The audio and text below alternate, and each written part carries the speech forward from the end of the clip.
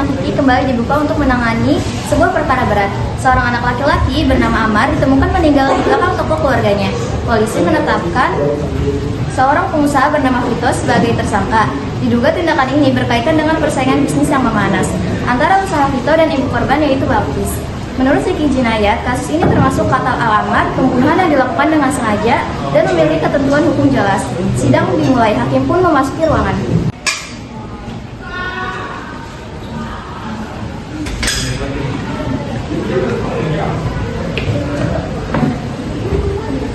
Nama Allah yang Maha Adil, sidang perkara ini saya nyatakan dibuka.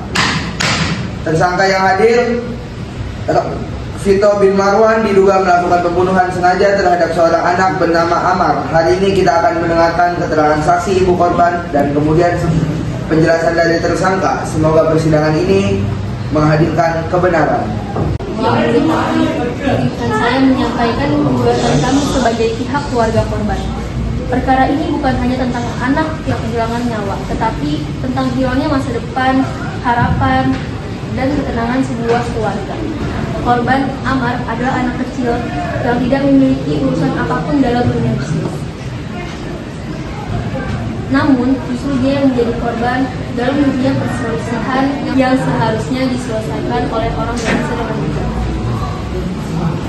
Yang mulia, kami menuntut keadilan atas nama syariat. Kami tidak mencari pembalasan tanpa arah. Kami mencari keadilan. Keadilan untuk seorang anak yang direnggut nyawanya sebelum dia sempat menjadi dewasa. Keadilan untuk seorang ibu yang kehilangan anaknya. Keadilan agar kejadian seperti ini tidak terulang oleh siapapun.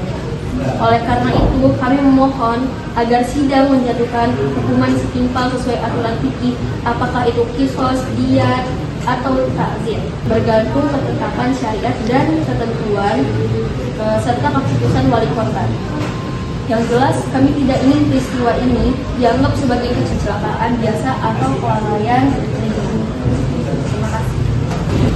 Baik, terima kasih penggugat untuk penjelasannya. Untuk mendapatkan penjelasan yang lebih jelas, saya akan menanyakan kepada saksi. Untuk saksi, silakan untuk menjelaskan kronologi.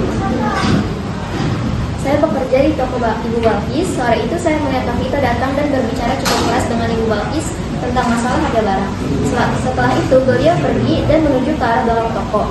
Ketika saya kembali dari mengantar barang, saya melihat Amar sudah tergeletak. Tak jauh dari situ, Kak Vito terlihat sangat panik. Begitu saya memanggil orang-orang, beliau langsung pergi tergesa-gesa.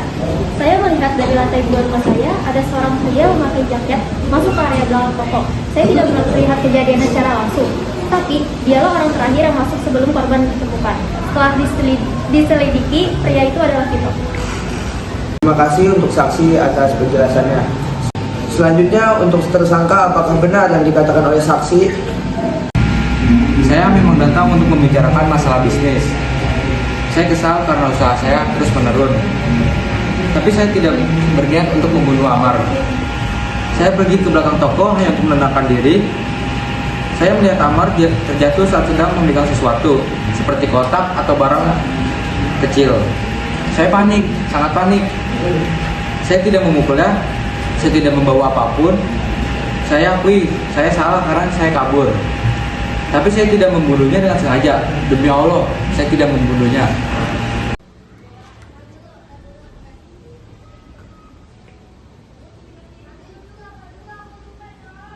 Ruang sidang hening. Semua mata tertuju pada hakim yang bersiap membacakan putusan.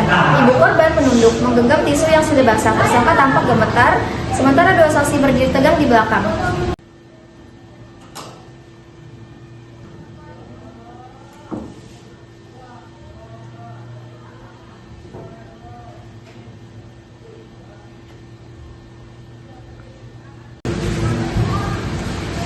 Setelah mendengarkan gugatan dari pihak penggugat, keterangan saksi, dan pembelaan dari tergugat, serta memeriksa bukti-bukti yang diajukan, pengadilan syariah memutuskan sebagai berikut.